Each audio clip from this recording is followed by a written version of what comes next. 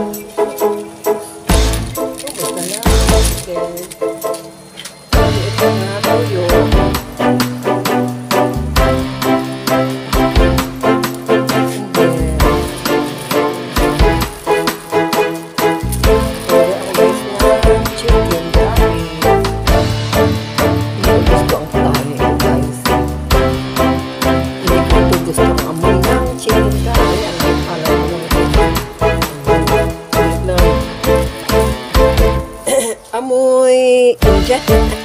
Hindi amoy Korean. Ito ang baho sa Korean. Hindi sila sa kari-kari. Yun, sa pupunta namin sa Korea, parang gusto ko na uwi kasi amoy. Kahit sa pupunta, amoy. Amoy talaga. Ano ito ng kari? Gusto ng kari. Kakain lang ko, nasa lakay ko. Gusto ko na naman. Pag-isa-isa niya, ito hindi ko na palagi. Sa ito ng palagi. At ang anak ko yung gusto ng kari na ito. Kaya nga siguro, since asawa ko, parang nakaduwa lang ang kari na ito.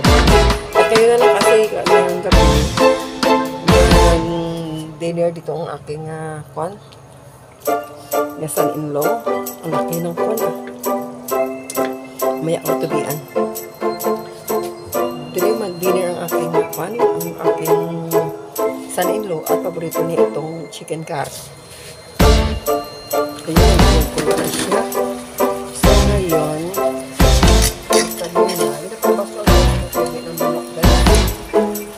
kasi, kung hindi ko kasi ng tubi ng manok, sa loob na yan, hindi pa siya o makula siya.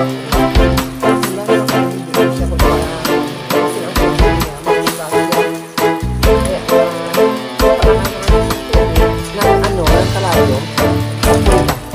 Maliit na niyang apoy, parang ang lahat ng tubi na sa tawa ng manok ay lalabas na. Kasi pag hindi mo yung palabasin, ang kulay ng kwan, ang kulay ng laman ng manok doon sa loob na nakadikit sa buko ay pula. Parang doon pa kaya kailangan yung maliit ng apoy. Parang lalabas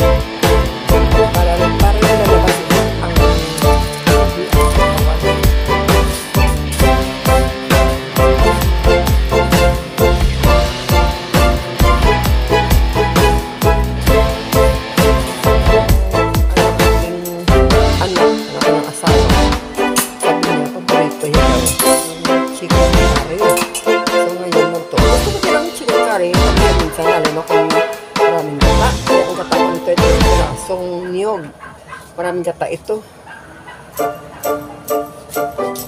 Gusto ko ng chicken curry, maraming gata. Ang ulam namin ngayon ay ng native na manok, tinulang manok.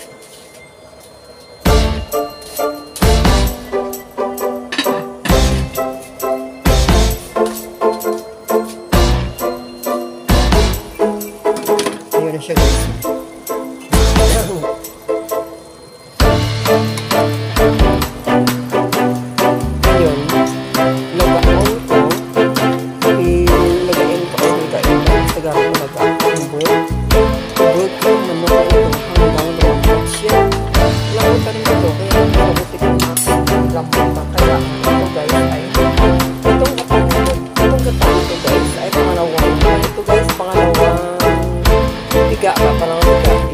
Ito ang ilaga ko siya.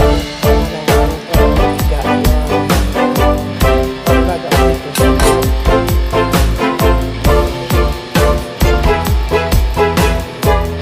Nabutin ko na siya.